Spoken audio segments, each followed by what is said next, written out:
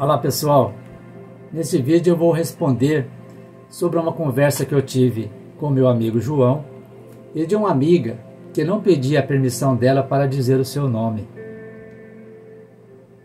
Eu entendo o quanto é difícil para alguém que está sob a consciência do corpo, que é absolutamente natural, enquanto estamos aqui neste mundo, entender sobre um assunto que só pode ser compreendido sob a consciência da psique, da alma ou do espírito.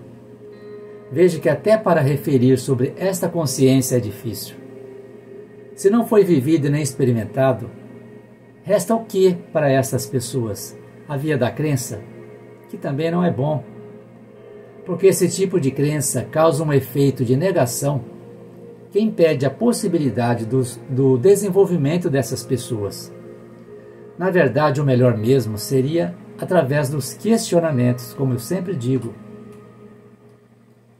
Eu acredito que cada um de nós está aqui neste mundo num certo nível de desenvolvimento e candidatos a desenvolver cada vez mais e mais. Razão de ninguém estar num grau melhor e nem pior.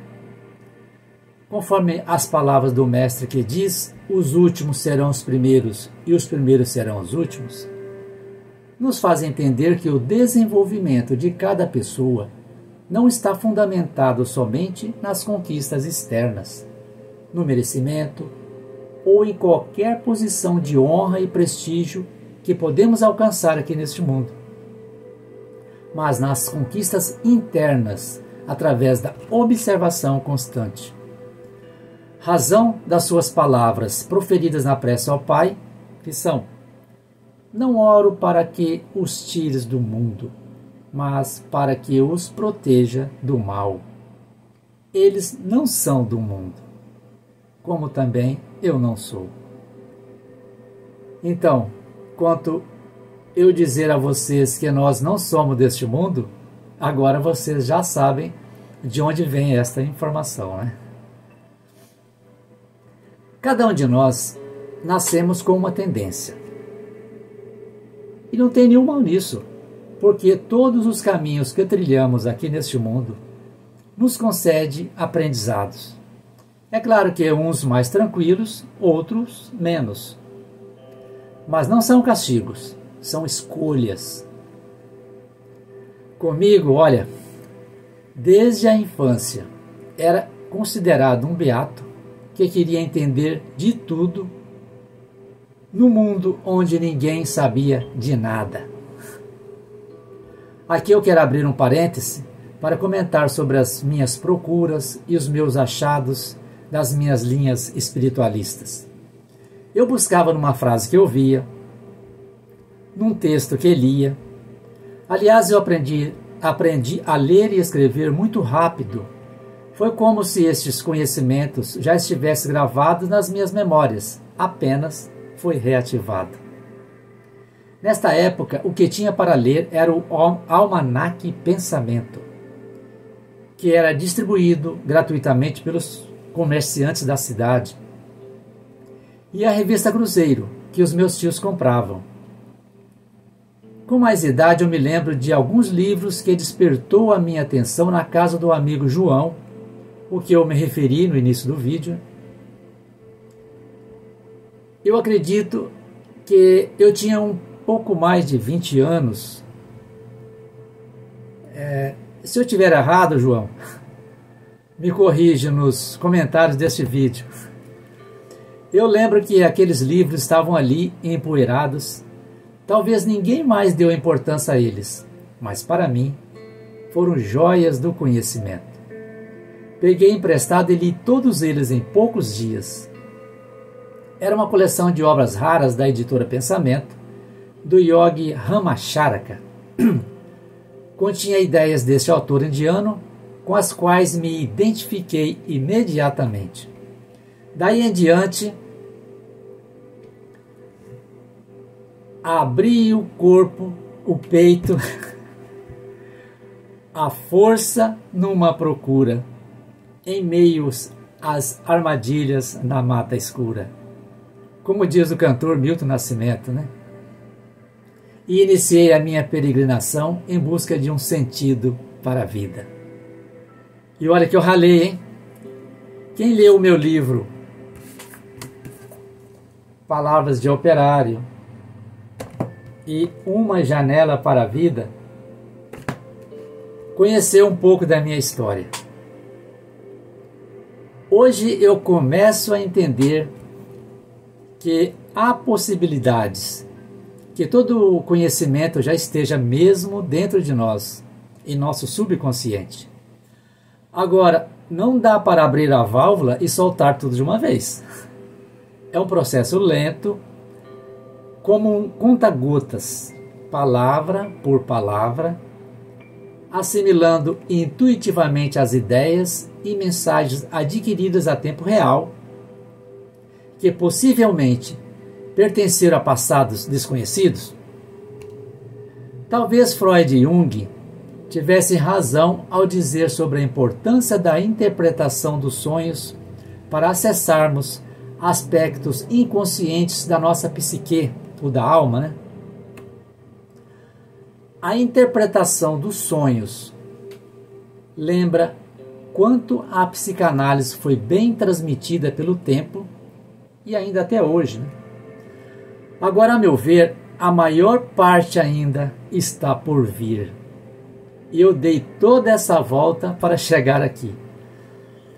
É que esta maior parte, na minha concepção, pode demorar um pouco, até porque, a meu ver, será uma grande revolução que mudará vários conceitos sólidos de hoje e que certamente ocorrerá uma grande transformação em nossas vidas e em toda a sociedade. Afetará diretamente as leis, a educação, os dogmas religiosos e os paradigmas conscienciais. Este será o dia em que a ciência cederá, ao encontrar as provas mediante aos seus experimentos a veracidade da projeção da consciência deste mundo para outros mundos. Como diz o ditado, quem viver, verá. Muitos neurocientistas, inclusive, já consideram a atividade onírica dos sonhos, durante os sonhos, né, como uma espécie de maneira preditiva do futuro. Mas e quanto aos milhares de relatos de pessoas em todo o mundo que afirmam conseguir controlar, interagir e interferir no que dizem ser sonhos? E os pesadelos reais que chegam a levar pessoas a procurar os psiquiatras? São questões que esta nova ciência futura poderá responder tranquilamente às pessoas embasadas em métodos empíricos e não em teorias evasivas. Até lá, sabe lá quando, né? O que eu referi no começo do vídeo sobre a importância dos questionamentos, entre o negar e o crer, o melhor mesmo é o questionar. Questione tudo. E respondendo à amiga, não precisa acreditar em tudo que eu digo. Faça você mesmo, vocês mesmos, as suas próprias experiências. O maior empecilho, eu sei, é o medo, mas é a nossa liberdade, gente. Ah, mas eu tenho medo de espírito. Bom, então você deveria ter medo de você mesma, porque você é um espírito. Diz ela que há momentos em que o sonho é extremamente real e intensamente emocional, e quando acorda, a emoção não vai embora. O medo e as lágrimas permanecem por horas. O que eu tenho a dizer é: procure controlar o medo e buscar conhecimentos a respeito deste assunto. Eu já disse muitas vezes nos meus vídeos, para mim, as minhas experiências são reais. Eu aprendi a conviver com tudo isto com uma certa tranquilidade. Mas é muito complicado eu afirmar que caso como este para as pessoas que houvessem alguém ali induzindo essas emoções e mexendo seriamente com o psicológico delas. Nesses casos, o melhor para essas pessoas é buscar conhecimento na vasta literatura existente em todo o mundo, inclusive na internet. Mas eu aconselho, na internet, filtrar tudo e não buscar apenas respostas prontas, que tem muitas, hein? Mas compreensão clara daquilo que escreveu William Shakespeare. Há mais coisas entre o céu e a terra do que sonha a nossa vã filosofia. Eu vou concluir esse vídeo com um pequeno relato, até porque o vídeo já está ficando muito longo, que ocorreu no dia 28 de setembro de 2022. Eu acordei às 3 horas da madrugada, fui até a cozinha, tomei água, fiz as técnicas de relaxamento no sofá da sala e voltei para a cama. Deitei de barriga para cima, tentando deixar a consciência acordada. Quando o corpo dormiu, percebi que estava livre para sair. Tentei sair apressado, mas notei que ainda estava acoplado ao corpo. Acalmei-me e fui saindo devagar, até me encontrar flutuando ao lado da cama. E pude ver a minha esposa enroladinha numa coberta cor de vinho e o meu corpo do lado dela, coberto com um edredom de cor cinza. Fazia frio naquela noite e a nossa cachorrinha Kiara também dormia na sua caminha ao lado da nossa cama. O quarto estava um pouco escuro, mas eu pude ver tudo com clareza. Eu senti um peso nas minhas costas que impedia atravessar pela porta, então eu utilizei o trinco para abri-la. Chegando ao corredor já próximo da sala, eu vi dois braços, muito magros, e puxei colocando esse ser deitado ao lado. Percebi que era de um ser feminino, muito magro, que só parecia que somente só havia roupas.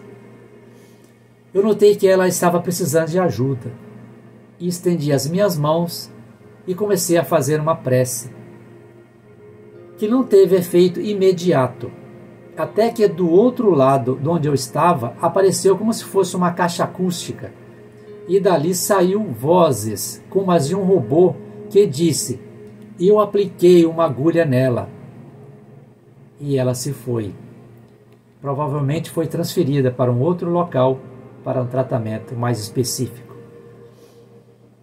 Certamente ela não estava ali, mas os amparadores fazem este truque entre planos para alguns seres receberem esse tipo de ajuda através das energias das pessoas encarnadas, né, aqui deste mundo. Eu fiquei conversando com esta voz que deduzi ser de um amparador na sua forma mental, ou melhor, sem forma. E utilizou aquele aparelho de uma caixa acústica, talvez para eu não assustar com uma voz vinda do nada. Disse ele: "Demorou, hein?" Acredito que foi devido à minha demora de desacoplar do meu corpo. Eu respondi a ele, eu não sei porquê. Eu estava com uns problemas de saúde. Talvez por eu estar cuidando ainda, né, da saúde devido à Covid. E eu perguntei eufórico: "Você sabe que eu estou fora do corpo? E que o meu corpo está ali dentro do quarto? Eu não te levo lá para vê-lo, porque posso acordar e voltar para o corpo." "Eu sei", respondeu ele. Curioso, como sempre sou, eu disse a ele: "Eu gostaria de visitar bibliotecas e locais de exposição de artes astrais." E ele me respondeu: "Sobre o Rio de Janeiro tem muitas." "Você consegue voar até lá?" Perguntei interessado. "Consigo", respondeu ele, mas para minha decepção, eu acordei e não consegui fazer as minhas pesquisas no plano astral.